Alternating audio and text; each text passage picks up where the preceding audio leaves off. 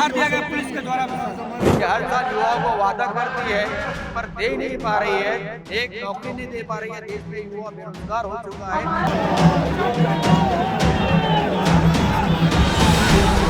MPs को अभी हाल फिलहाल में सस्पेंड किया गया है। इन सभी मुद्दों को लेकर आज भारतीय युवा कांग्रेस, खासकर हिमाचल युवा कांग्रेस यहाँ पर संसद घेराव के लिए इकट्ठी हुई है।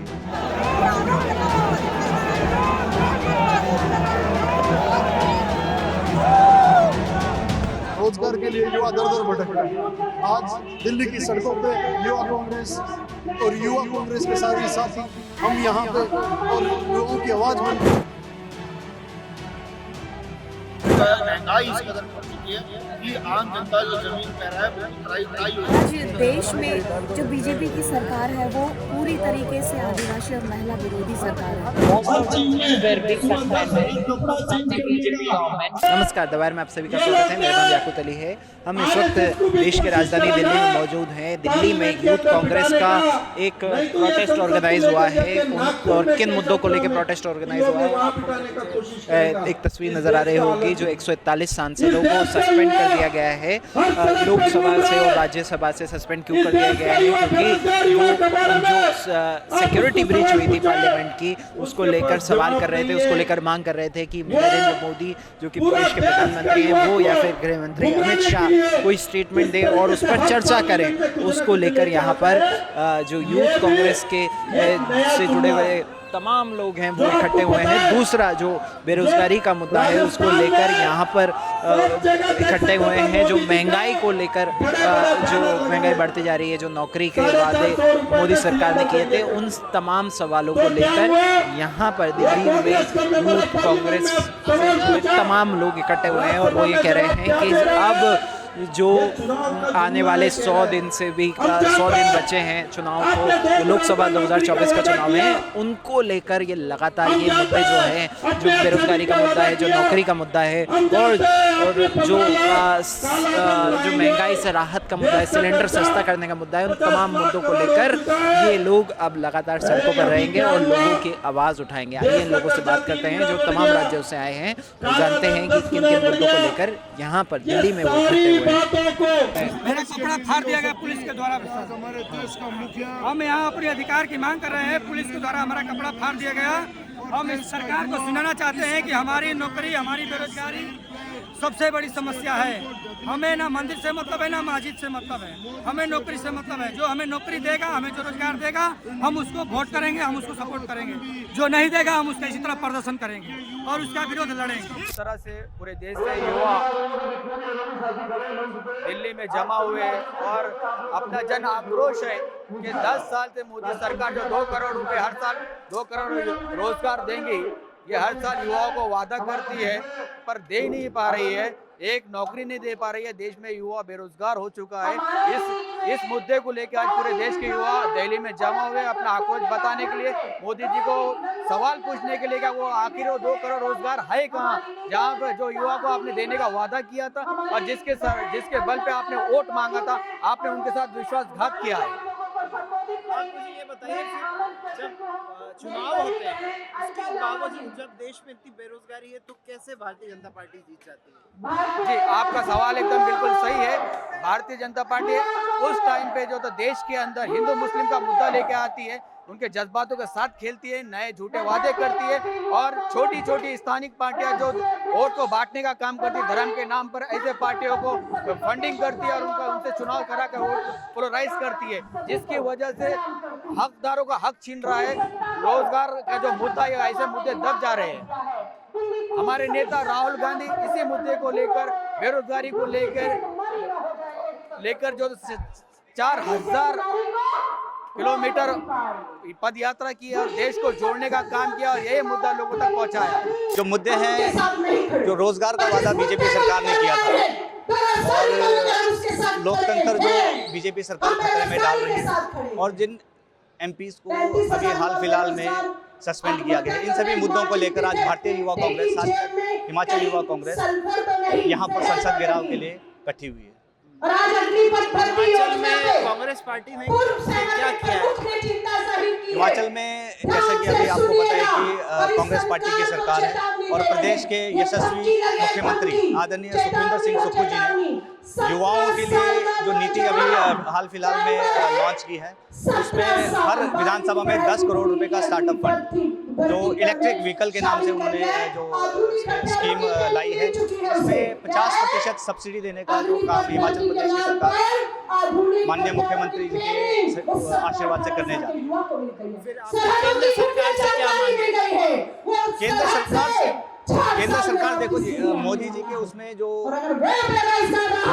मोदी जी जुमला देश की जनता को बता रहे हैं और जो आज देश की जनता है वो उसको सच समझ बैठी है। जो 15 लाख का वादा उन्होंने किया था, हर साल 2 लाख नौकरियां देने का वादा किया था, तो ये सारी काफी मुद्दे हैं जिनको लेकर भारतीय युवा कांग्रेस और हिमाचल प्रदेश युवा कांग्रेस आज यहाँ पर इकट्ठा हुई है।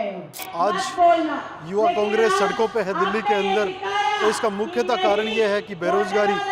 मैं राजस्थान से सीकर जिले से आता हूँ, सबसे शिक्षित जिला हमारा माना जाता है पूरे राजस्थान में। उसके अंदर भी आज हालात ये है कि युवा बेरोजगार है, रोजगार मिल नहीं रहा है और रोजगार के लिए युवा दर दर भटक रहा है।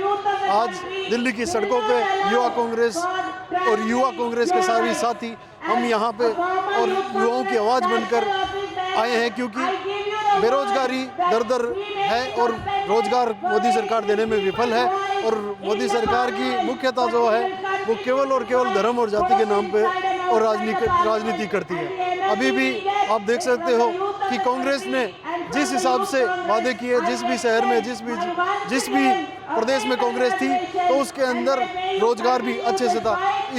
राजस्थान के इसी बार राजस्थान के अंदर बीजेपी की सरकार आई है, 5, 7, 10 दिन आए पूरे सरकार हुए हैं, लेकिन अपराध चरम पे है और रोजगार का कोई रास्ता नहीं नजर आ रहा। संसद का घेराव इसलिए करना जा रहे हैं क्योंकि जो बेरोजगारी इस हद तक बढ़ चुकी है कि सरकार के से संभाल के बाहर हो चुकी है। भ्रष्टाचार इस कदर बढ़ चुका है, महंगाई इस कदर बढ़ चुकी है कि आम जनता जो जमीन पे रहा है बिल्कुल तराई हो चुकी है। आम जनता युवाओं की, बेरोजगारों के, भ्रष्टाचार के खिलाफ ये हमारा युवा कांग्रेस का ये प्रदर्शन है संसद घेराव का। एक सांसद प्रताप सिम्हा को बचाने के लिए इन्होंने 141 विपक्ष के सांसदों को बर्खास्त कर दिया। ये कहाँ का कानून है? इन्होंने जवाबदेही से बचा जा सके इसलिए एक ऐसा प्रोपगंडा तैयार करा है कि 141 सांसदों को सस्पेंड कर दिया।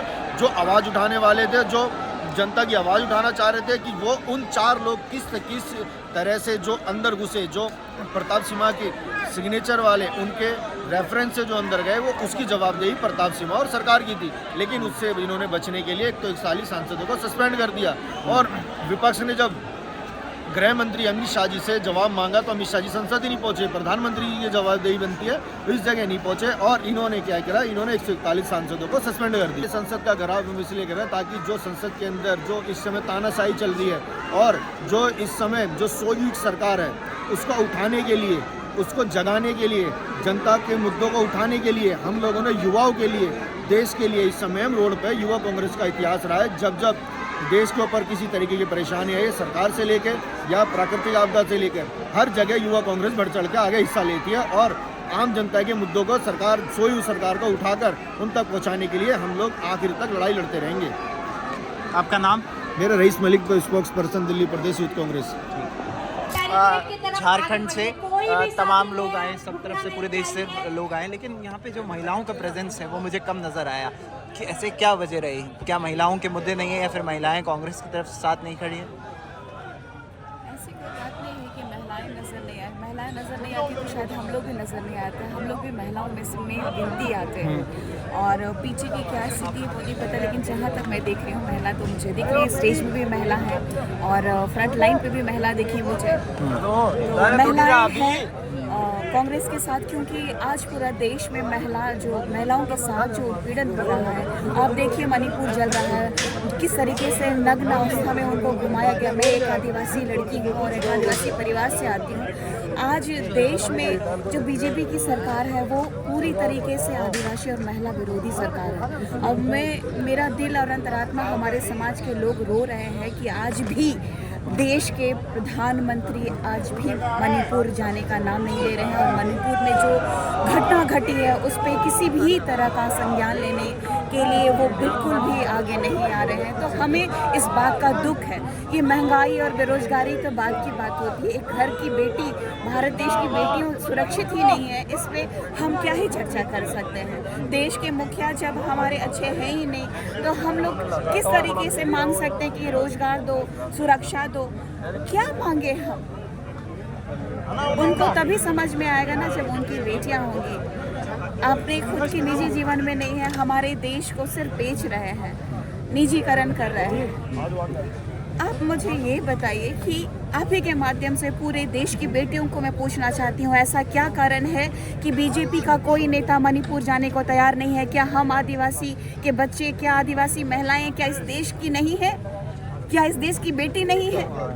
सबसे बड़ा प्रश्न उठता है कि क्यों आज जो राजनीति हो रही है, गंदी राजनीति हो रही है, इसको स्टॉप करके जो मानवता की राजनीति होनी चाहिए वो होनी चाहिए। आज हमारे राहुल गांधी जी, आदरणीय राहुल गांधी जो मोहब्बत की दुकान खोले, हम लोग उनके साथ हैं।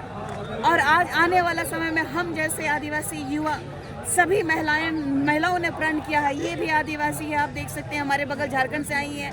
हम लोग इसलिए आए हैं यहाँ पे कि हम लोगों की आवाज़ उठाने के लिए आदरणीय राहुल गांधी जी हैं, जो कि हमें पूरा विश्वास है कि 2024 में जब हमारे झारखंड में भी चुनाव होगा तो हम कांग्रेस को जिताने का काम करने के लिए यहाँ पे प्रेरणा लेने के लिए आए हैं। And I'm the first Congress election to win in India.